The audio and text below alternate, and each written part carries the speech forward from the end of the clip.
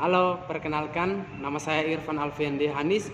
Saya mahasiswa Fakultas Kesehatan Masyarakat Universitas Nusa Cendana. Jadi pada video kali ini saya akan menjelaskan tentang penyakit askariasis dan taniasis. Baik, langsung saja. Askariasis ini adalah infeksi yang disebabkan oleh Ascaris lumbricoides atau yang biasa disebut dengan cacing gelang. Cacing gelang ini adalah parasit yang hidup dan berkembang biak di dalam usus manusia. Askariasis juga dapat ditemukan di mana saja, tetapi lebih sering terjadi di wilayah dengan fasilitas kebersihan yang kurang memadai.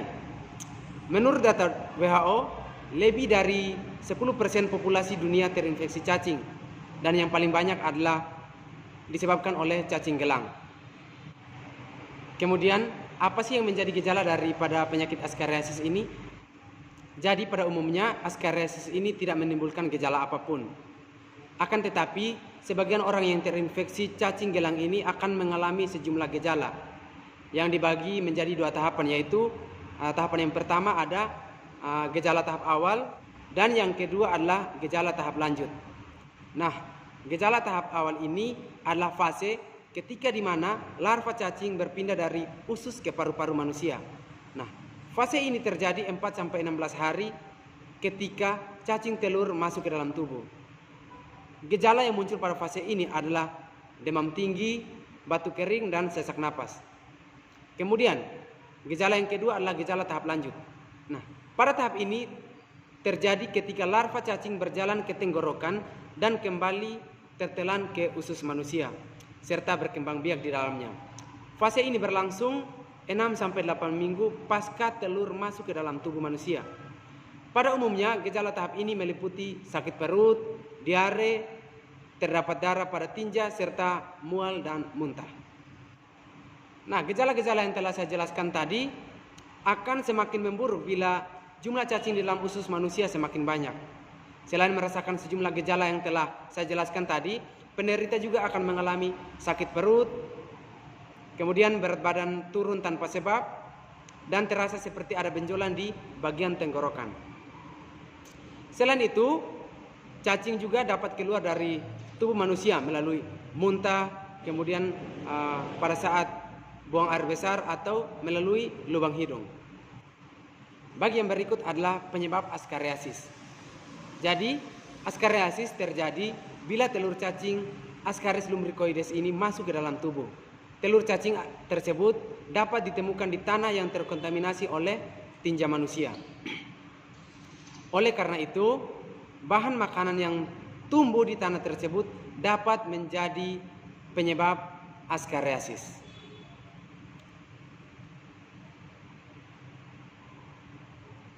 Telur yang masuk ke dalam tubuh manusia akan menetas di usus dan menjadi larva. Kemudian, larva akan masuk ke paru-paru melalui aliran darah atau aliran getah bening. Setelah berkembang di paru-paru selama 1 minggu, larva akan menuju ke tenggorokan. Pada tahap inilah penderita akan batuk sehingga larva tersebut keluar. Atau bisa juga larva kembali tertelan kembali ke dalam tubuh manusia. Larva yang kembali ke usus akan tumbuh menjadi cacing jantan dan betina serta akan berkembang biak di dalam usus. Nah, cacing betina ini dapat tumbuh sepanjang 40 cm dan dapat menghasilkan 2000 telur cacing per harinya. Cacing askariasis dapat hidup di dalam tubuh hingga 1-2 tahun.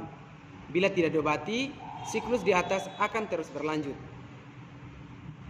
Sebagian telur akan keluar melalui feses dan terkontaminasi ke tanah. Sedangkan sebagian telur lain akan menetas, berkembang, dan berpindah ke paru-paru. Nah, seluruh siklus tersebut dapat berlangsung sekitar 2-3 bulan. Kemudian, apa sih faktor risiko daripada askariasis ini? Terdapat sejumlah faktor yang dapat meningkatkan risiko penularan parasit ini, yaitu diantaranya yang pertama iklim yang hangat, yang kedua kondisi lingkungan, dan yang ketiga usia. Nah, kenapa iklim yang hangat juga masuk? Jadi askariasis ini akan tumbuh di wilayah dengan suhu yang hangat sepanjang tahun. Kemudian kondisi lingkungan. Jadi askariasis ini banyak berkembang di tempat yang kebersihannya tidak terjaga, terutama di daerah yang memanfaatkan feses manusia sebagai pupuk. Jadi selain itu juga, askariasis ini umumnya terjadi pada wilayah dengan tingkat kemiskinan yang tinggi, padat penduduk, minim akses kebersihan, dan wilayah dengan populasi anak di bawah usia 5 tahun yang tinggi. Kemudian usia. Nah, pasien dengan usia 10 tahun ke bawah akan lebih rentan terserang askariasis. Dari sejumlah penjelasan saya di atas, tentu akan muncul pertanyaan, bagaimana upaya pencegahan daripada penyakit askariasis ini? Jadi, infeksi askariasis ini dapat dicegah dengan menjaga kebersihan. Kemudian, kita harus selalu mencuci tangan dengan air bersih dan sabun setiap sebelum makan, sebelum memasak dan menyediakan makanan, setelah buang air besar, dan setelah menyentuh tanah. Kemudian, cuci buah dan sayuran hingga bersih sebelum dikonsumsi. Yang berikut, pastikan masakan benar-benar matang sebelum dikonsumsi. Kemudian, usahakan hanya minum air dalam kemasan yang masih disegel ketika bepergian. Jika tidak tersedia, masaklah air hingga mendidih sebelum meminumnya. Kemudian, apa sih yang menjadi gejala daripada taeniasis ini? Sebagian besar penderita taeniasis tidak menunjukkan tanda atau gejala. Kondisi ini baru dapat diketahui saat melihat keberadaan cacing pada tinja. Cacing pita sering terlihat dalam bentuk yang datar dan persegi panjang. Cacing ini berwarna kuning pucat atau putih dengan ukuran seperti sebutir beras. Terkadang, cacing juga dapat menyatu bersama dengan membentuk rantai yang panjang. Keberadaan cacing ini dapat berpindah-pindah.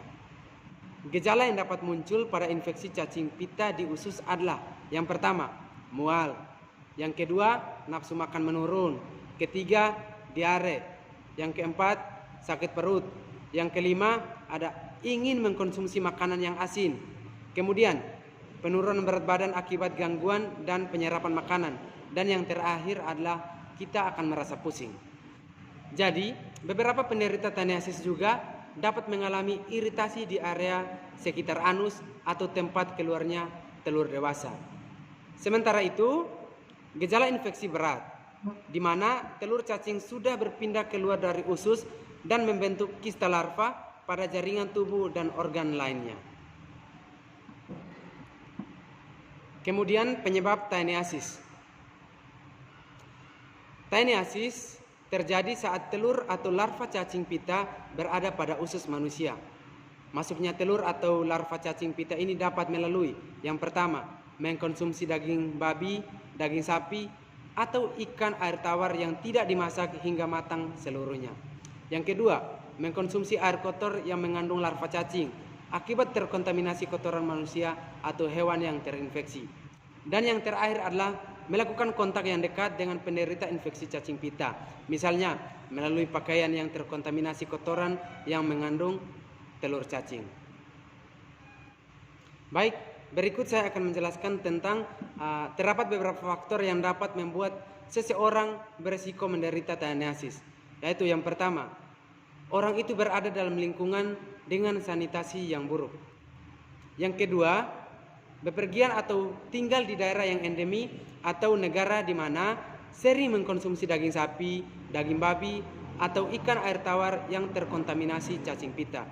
Dan yang ketiga atau yang terakhir adalah orang tersebut memiliki sistem imunitas tubuh yang lemah sehingga tidak bisa melawan infeksi. Kondisi ini banyak terjadi pada penderita HIV/AIDS, diabetes, penderita kanker yang menjalani kemoterapi, serta pasien yang melakukan transplantasi organ. Kemudian penderita taeniasis ini juga dapat mengakibatkan komplikasi yang dapat ditimbulkan, yaitu yang pertama, ada gangguan pencernaan. Jadi gangguan pencernaan ini dapat terjadi jika sudah tumbuh besar. Cacing pita ini akan berpotensi menghambat dan menginfeksi usus buntu, serta mengganggu saluran empedu dan pankreas. Kemudian yang kedua, ada gangguan fungsi organ. Nah, hal ini akan disebabkan larva berpindah ke organ hati, paru-paru, atau organ lain sehingga dapat membentuk kista. Yang ketiga atau yang terakhir, gangguan pada otak atau sistem saraf pusat. Jadi contoh daripada gangguan pada otak atau sistem saraf pusat ini adalah meningitis, hidrosefalus, dan demensia. Kemudian bagaimana cara untuk mencegah penyakit Tyneasis ini? Jadi ada beberapa langkah yang bisa dilakukan untuk mencegah Tyneasis, yaitu yang pertama, hindari mengkonsumsi ikan dan daging, terutama daging babi yang tidak matang sempurna. Kemudian cuci semua buah dan sayuran serta masak makanan hingga matang sebelum dimakan. Kemudian bagi yang memiliki peternakan, buatlah saluran pembuangan kotoran yang baik. Jangan sampai mencemari air yang digunakan untuk keperluan konsumsi. Yang berikut, bawalah hewan peliharaan ke dokter hewan jika terinfeksi cacing pita. Dan yang terakhir yang dapat dilakukan adalah cucilah tangan dengan sabun sebelum dan sesudah mengolah makanan, sebelum makan, dan setelah keluar dari toilet. Baik, sekian penjelasan dari saya. Semoga bermanfaat untuk kita semua. Terima kasih.